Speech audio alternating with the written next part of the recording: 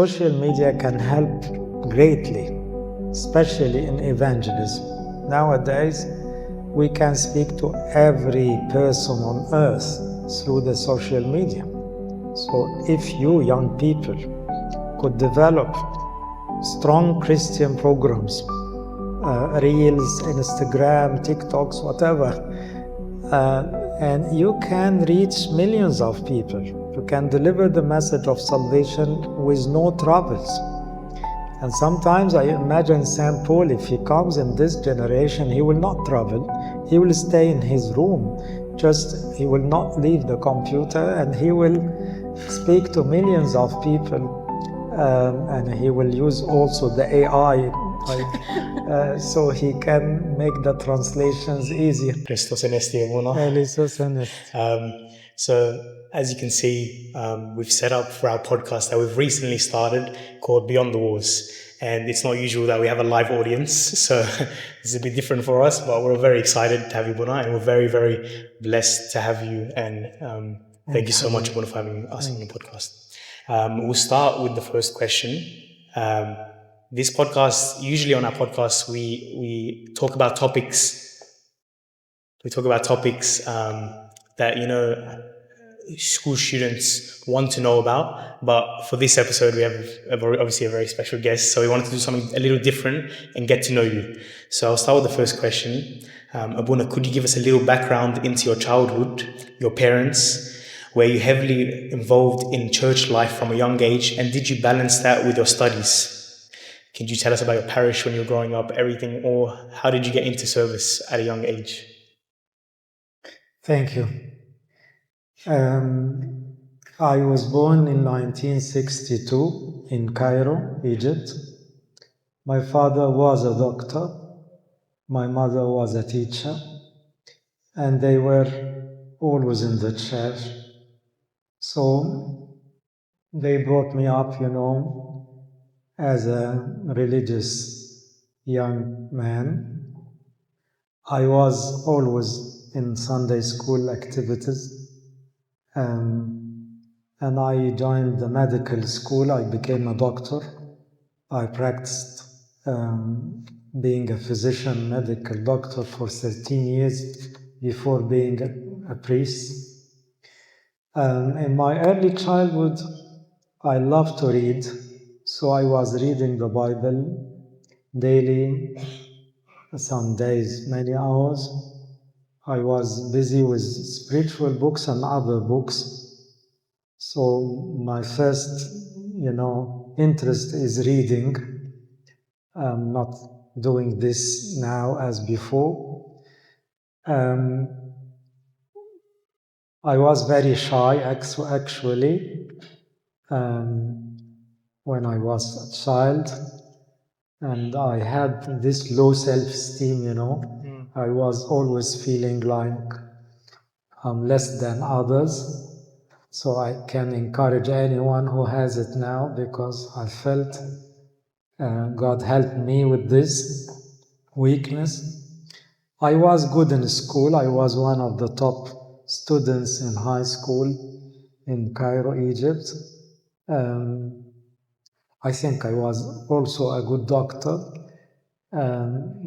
But I had always this goal of giving my life to God. Since I was a child, I imagined myself many times as a monk. But thank God, I did not become a monk.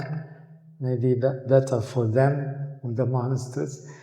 But I was busy more with the service, so I found my life into serving people, much more into, spending time in the church. So, Bona, could you please give us like a little rundown on your service? We've had the privilege with school to go on an inaugural mission trip to see the work you've done in the Philippines, and it was a really life-changing experience. Do you mind elaborating? Thank you. Actually, when I started the service, I started as a usual servant in Sunday school classes, and then I was responsible for servant preparation. Then they encouraged me to give sermons in the liturgy, in youth meetings, and and I was a doctor at that time. Then my heart was busy with the poor villages, so I was pushed to start what we call now Amba Braham service for development. We have like 27 programs developing all sectors of the community, for the preschool, for the school children, for the high school, for the university, for the poor women, for the all, categories of the community, and we are serving Christian and non-Christian. And because of this, God gave us the opportunity to start having non-profit organizations in Cairo. And I believe so much in delegation. I love to trust in people and to invest in them, and that it helped me a lot to expand, because I never do things by myself. I just delegate and guide people to start, and I follow up them with this kind of trust and prayer. I guess God had done great things. We are serving hundreds, thousands of people in Egypt, and with the grace of God, I think their quality of life became much better with these developmental programs. Then in the year 2007, I was pushed to think outside Egypt. That was not easy for me. It's like a paradigm shift. And I started serving in Sudan. Then I was pushed to start service in many countries in Africa. Then we started what we call now St. Paul School for Evangelism, because I love teaching, I love the Bible, I love to explain the books of the Bible in a practical way. So we had this program, how to evangelize people, how to deliver our Orthodox faith to non-Christian in love, in respect. And because of this, we got thousands of people who studied evangelism, and many of them loved the idea and became residents. As you had seen in Philippines, they dedicated their life totally to serve people outside their country, especially the poor ones, with many approaches. Development is one of the approach, medical approach, educational approach, and also by sermons or by talks. So I was encouraged by His Holiness Pope Shenouda, then I was encouraged by His Holiness Pope Tawadros of today, and day after day God opened many new doors. So we are serving in many countries, and we have like a structure, a board of trustees and many priests now on the field, and many residents, many dedicated. And we have teams in Egypt and outside Egypt helping in this mission. So when you travel to Philippines, you are part of the big story of, trying to move all church young people to think of having this missionary line in the service. So, Buna, as a child, did you have any of these aspirations to achieve these goals, and have your goals changed over time until today? I never imagined my life this way, because I was really introvert, very shy. So I never expect to speak to hundreds of people. I imagine myself always isolated, and maybe I'm busy with God, with readings, but to go into serving thousands of people, that was not there. I had this passion in my heart that I loved Christ and I wished everyone could know Him. So that was really in my heart very early. But again, I imagined myself as a monk for many years. But I enjoy the liturgy, and I can tell you that the liturgy is the main, source of my guidance. In praying in the liturgy, I feel like guided to start new step, new idea, to dedicate someone, to think of ordinating others to help me. So that was always from the liturgy. I love the liturgy since I was a child. Buna, you mentioned earlier that Amma Bakhumios had a big impact on Yeah. what you're doing now. And also you mentioned His Holiness Pope Shenouda and Pope Tawadros. Would you say they're the main significant mentors that led you to what you're doing now? Or was there like a Bible, a book in the Bible that inspired you, or something else? You said you loved reading at a young age. I was really gifted by many great figures in my life. My parents were, the first ones who inspired me to think of others and to care for others and to live the life of mission. Then Pope Shenouda had a great impact on my life. He loved me so much and he encouraged me always to do what I'm doing. When I was reporting to him, he was always happy. And I looked up to him always as a great role model in, expanding the church and a mentality of abundance and humble heart and wisdom and man of prayer. I was also inspired by Amba Bachomius because this man was very much passionate in evangelism, and he always thinking of changing the whole world to know Christ. I was inspired by His Grace Amba Musa. He's like my mentor, and I served with him many years because I was a leader in the medical school among Christians. So, I followed his steps, and he was our bishop at that time before being Abuna. When you speak about the books of the Bible, I love all the books of the Bible, but when I feel like stressed, I always love to read the story of David because I have his name. So I go back to read again the book of Samuel, the first, the second. I love Samuel the prophet and David the king. In the New Testament, I love St. Paul so much. I read his epistles frequently, and I teach in our institute called St. Paul Institute for Ministry Studies.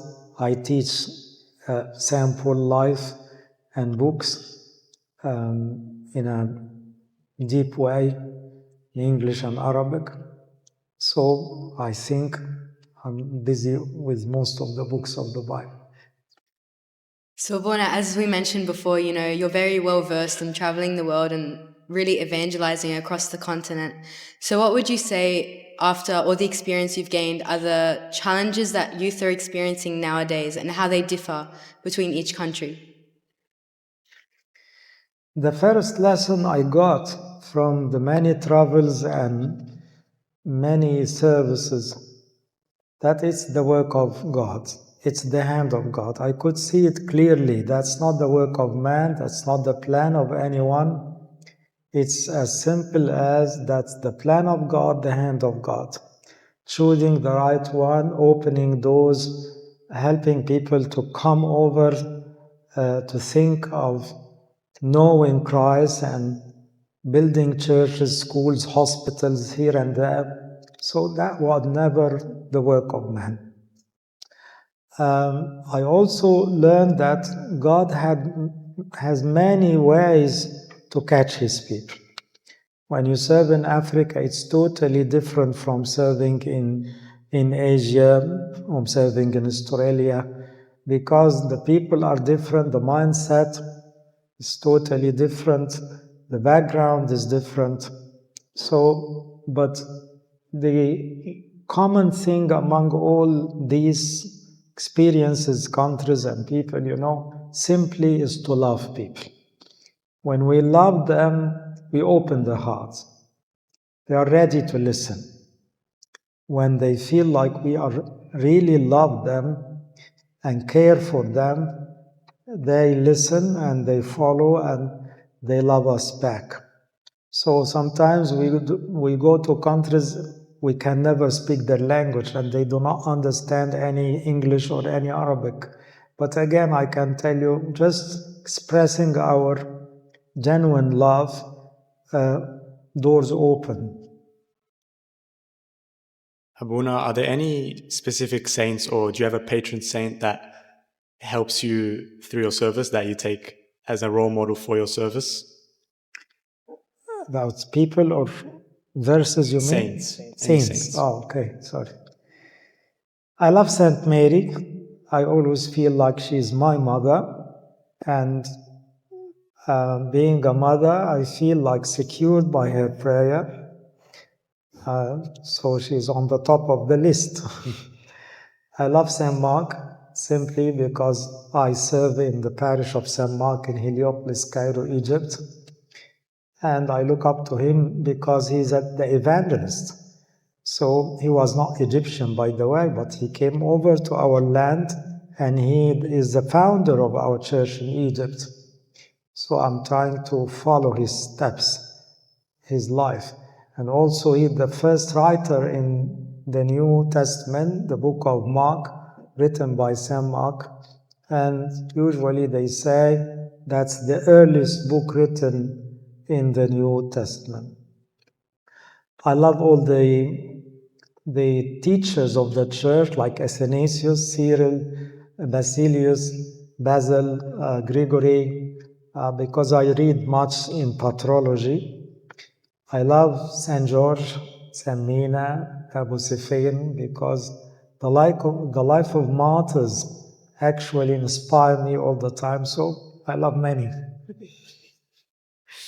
Abuna, you mentioned earlier in your service seeing the hand of God. Could you share with us a moment in your life or your ministry where you did see the hand of God very clearly? As simple as, I never focused on how to fund all these, services. Any one of my co-servants or co-priests who starting to do to build a church, to start a school in any country, I just tell him, go forward, just do it. He's always saying, we don't have money. I answer, neither me, I don't have any, but just start. And I could see it never stopped. Just believing in God that this is the work of God, He never failed me. So that's the simplest example that that's His work. So nothing will stop us. And also, it happened many times that an old man or old woman who stayed as catechumen for like 1 or 2 years. Then all of a sudden he asked Abuna, the priest there, I need to be baptized this week, insisting. And after baptism and getting the communion, he just departed. It happened many times. So I always feel like God, busy saving His people by all means. So I had this story many times in Asia and Africa. Also, we had many problems in some of the countries, political, legal issues, and just praying and putting everything on the altar and keeping our trust in God, we could see miracles happen. So, Bono, you mentioned before that your ultimate goal is just for everybody to get to know Jesus on the personal level that you've experienced. And for some of us who have the opportunity with school or with church to go overseas and see that firsthand, of course, we could do our part. But for all the students here today, what are some advice you could give them so that they can contribute to allowing more people to get to know God more? I believe so much that for anyone who's starting to read the Bible regularly, he will meet the Lord, he will be touched by the Spirit. One day he will listen carefully to a very personal message just by reading the Bible regularly. So my advice always is everyone should study the 4 Gospels beforehand, study the book of Genesis, study the Proverbs, the easy books. And by studying this, you will be touched because the Word of God is powerful. And the Word of God can change any heart. And one day will tell you exactly what should you do. Abuna, does your service in the church also reflect your personal lifestyle outside of church? Like when you're not serving in a country or on a mission trip or organizing something like this, how do you see God's basically presence in your life?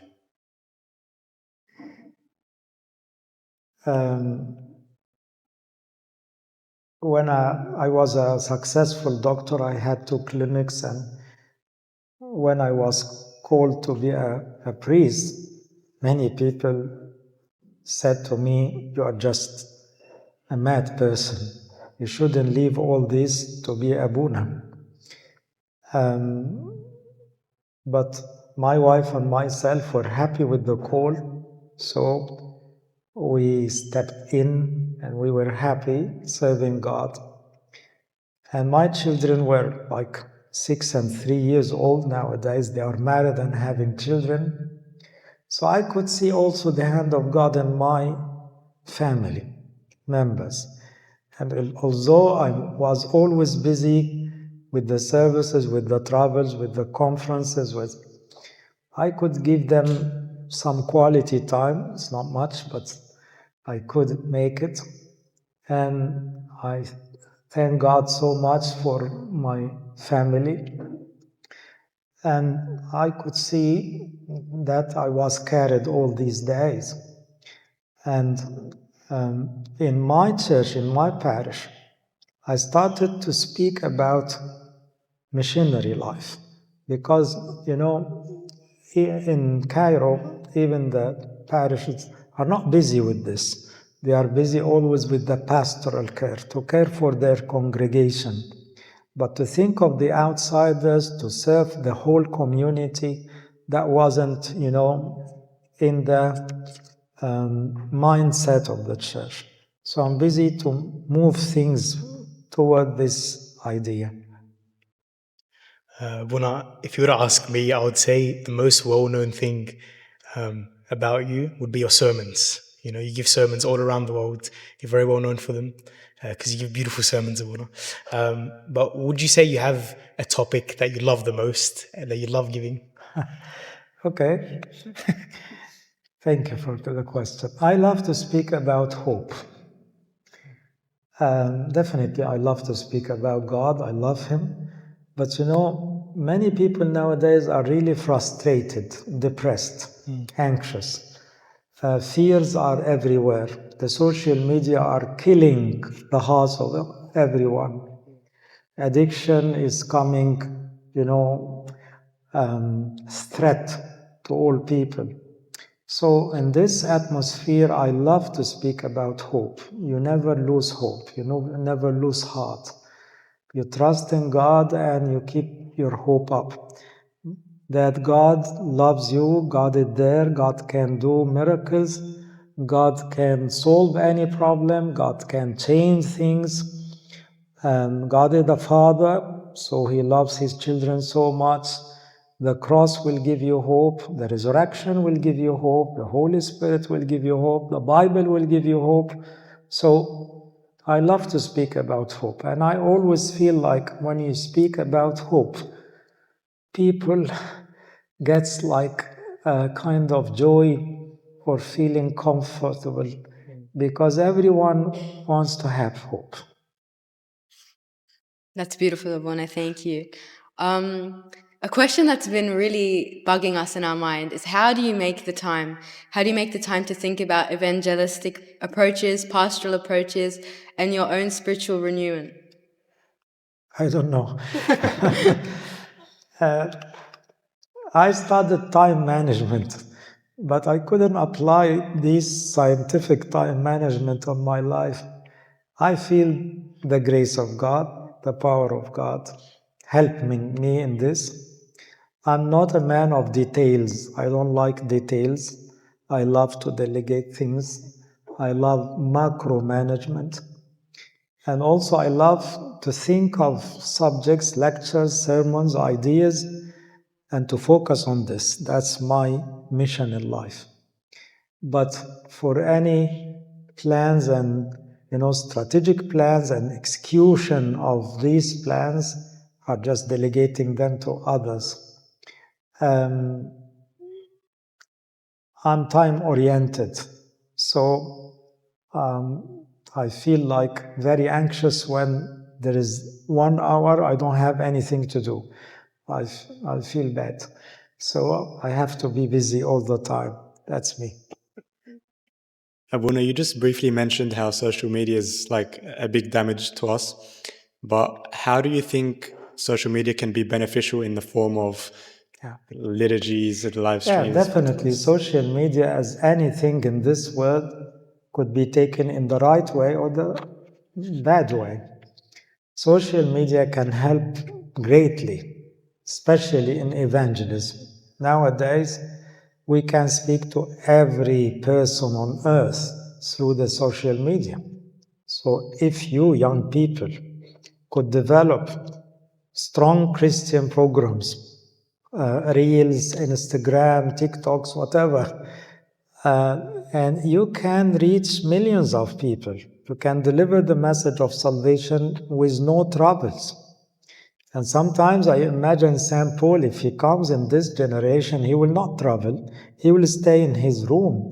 Just, he will not leave the computer and he will speak to millions of people. And he will use also the AI so he can make the translations easier. I guess the social media can help a lot, can invite millions of people, can help us to grow by knowing much of the Bible, of the history of the church, of the doctrine, of the rights of the church.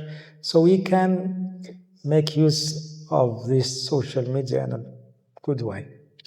Buna, outside of your service, what are some things you enjoy doing, to help you relax, or some hobbies you enjoy? I love reading, as I said. I love my granddaughters and grandson. So if there is any minute playing with them, that will be great fun.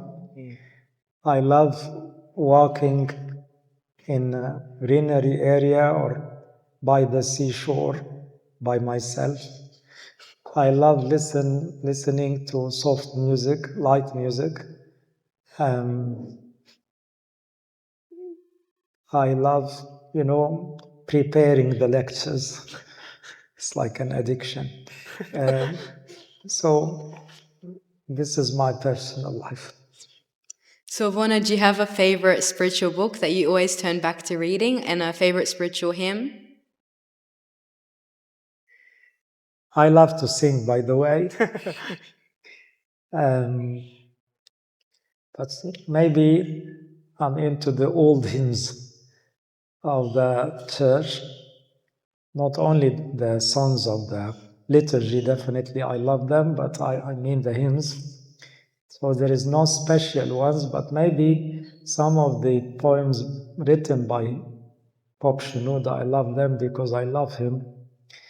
When you speak about the books, I love the Bible mainly.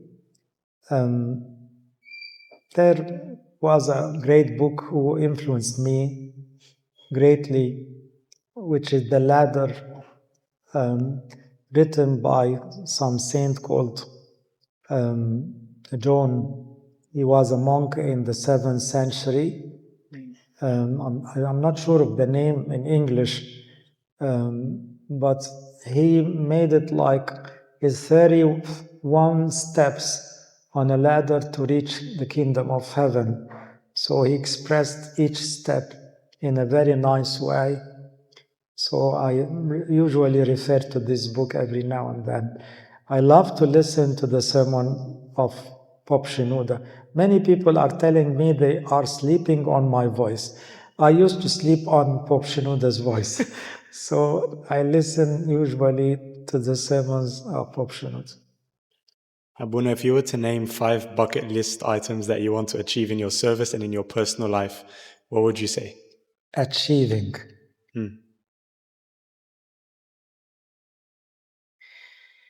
The first one is to open new countries for Orthodox faith, because I dream of changing the whole world to know the truth. That's the first one. The second goal in my life, writing new books about evangelism and about trust, especially trust and hope. The third one, helping in, to add to the peace between people, among denominations, among churches, among leaders, I feel bad when I feel like there is no peace in relations on all levels. Another goal for my weak self is to spend more time with God away from people. The last one is to be ready to meet God as soon as possible. Thank you so much, Abuna. Thank you for joining us. We're very, very blessed to have you.